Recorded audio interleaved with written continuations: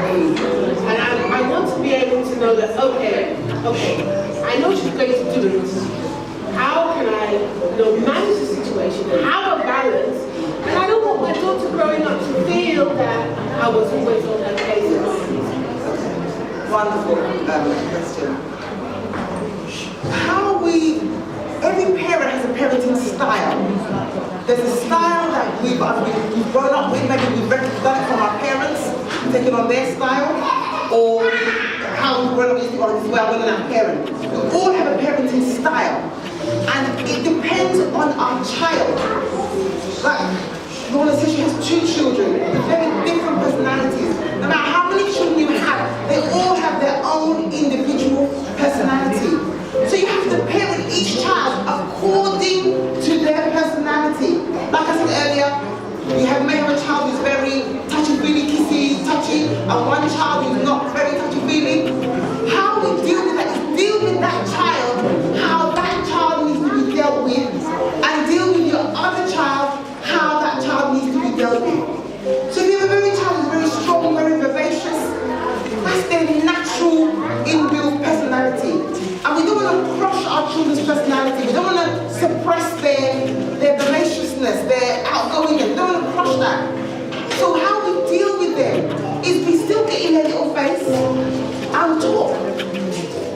So we're not shouting, we're not telling them off, we get in their face and Mommy doesn't like that. Mommy doesn't like it when you do that. When you do that, it upsets Daddy. So we're just talking, we're just in their faces, talking, explaining, no matter how young they are. We're explaining to them that I'm not happy with that behaviour, without losing it and going out of control. Hallelujah. Does that answer your question? Yes, it does. Thank you. Anyone? Yes, sir.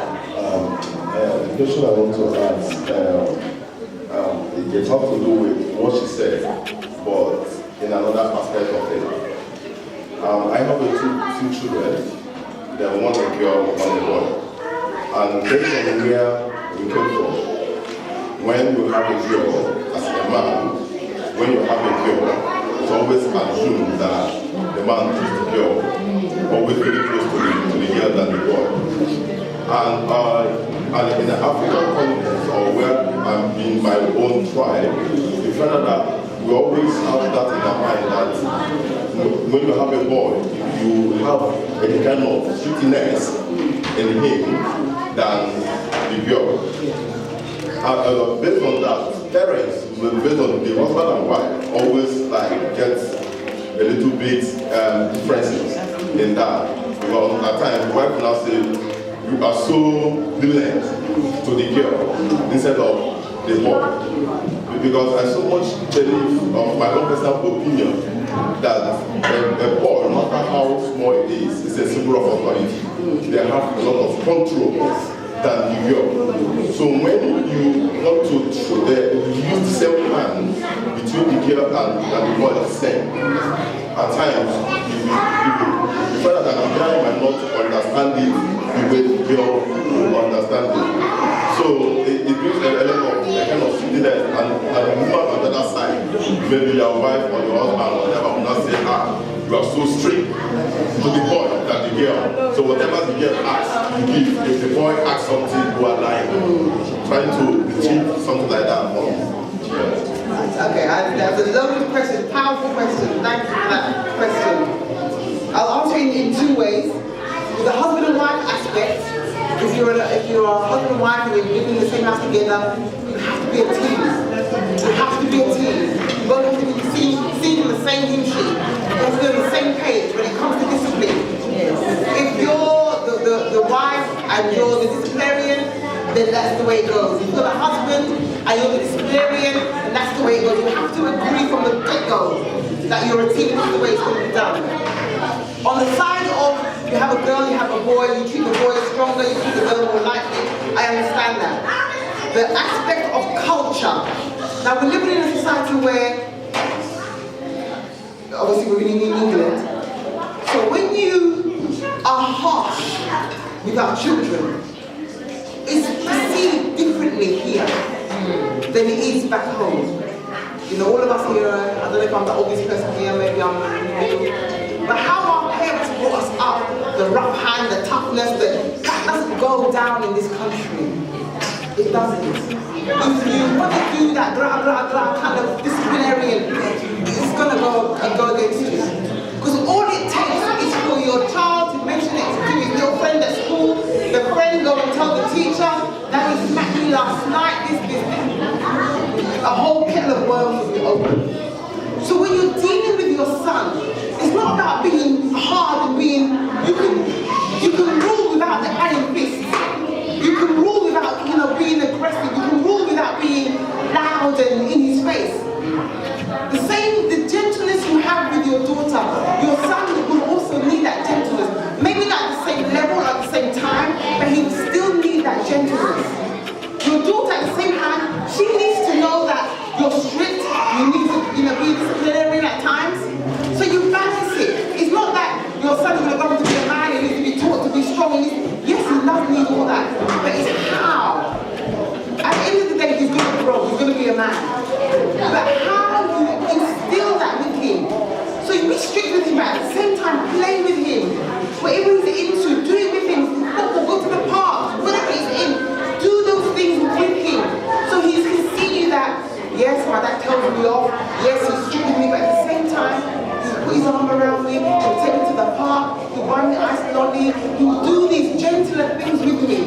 You may not be as doting as you are with your daughter, with him, but you're still an element of gentleness with him. So he grows up knowing that's how he's going to treat his wife. Remember, those of us who have sons, we treat them because we want them to treat their wives better. We want them to treat their wives with respect. So how we bring up our sons, yes, we want them to be strong. Nobody wants a wimpy son that can't talk, can't do nothing. We want them to be a man. But that's how he's going to treat his wife.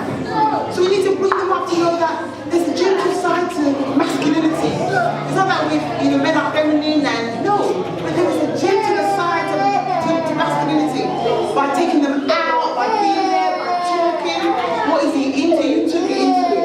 And the same with your daughter, she likes all the soft, gentle stuff. But don't let them feel that you prefer one over the other. That instills sibling rivalry. But you're someone who think that you're, on your daughter's side all the time. So grow up together, let them grow up together, you're strict on both sides of the face with them. Does that answer your question, sir? Thank you. Praise the Lord. I want to talk about the area of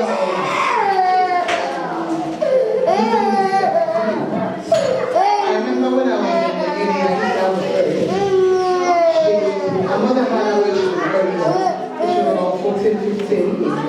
And then while she was growing up, I think in the process of trying to look for a man to marry, like going from one man, maybe in those days, it's always like, since she has a child already, no man is ready to speak to her. One is always trying to let me see, or let me just have fun with this woman and then abandon her. She has a child already. I would prefer someone that's fresh, fresh blood.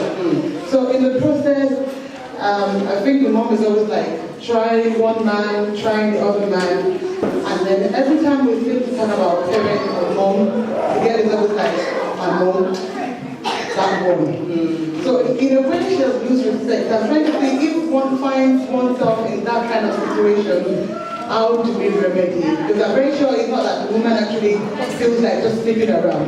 She's looking for someone to speak to. But in the process of doing that, she already loses respect in the presence of her daughter. Meanwhile, it's only this girl she has. Obviously, she's trying to have other kids, but nobody's actually sticking to her. In that process, the child, the lady already has so much respect for her mother.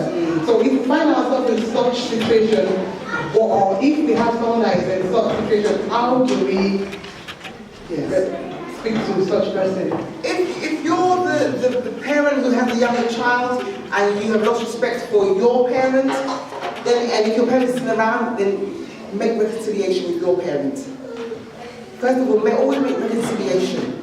Even if there's a break in communication, a break in relationship, always try and mend that and forgive that relationship. Because what we do from us on will continue. So if anything negative, when you close your eyes and you thought all the negatives, if you want that negative to stop there and not continue into your lineage,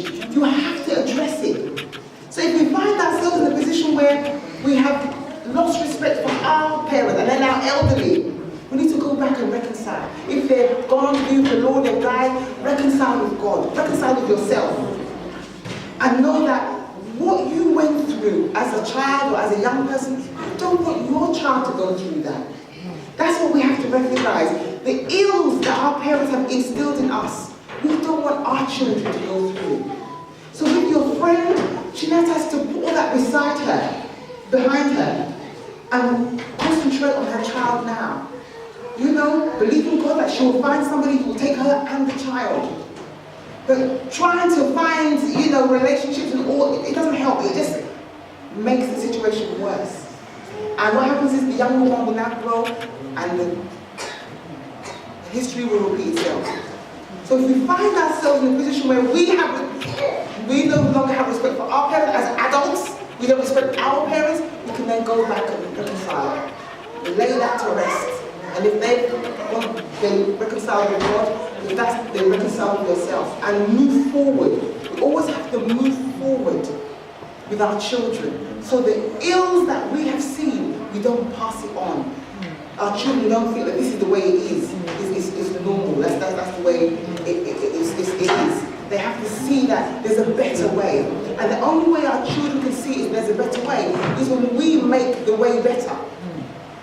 When we put the right paths in front of them and show them the better way. Okay, does that answer your question? Any more?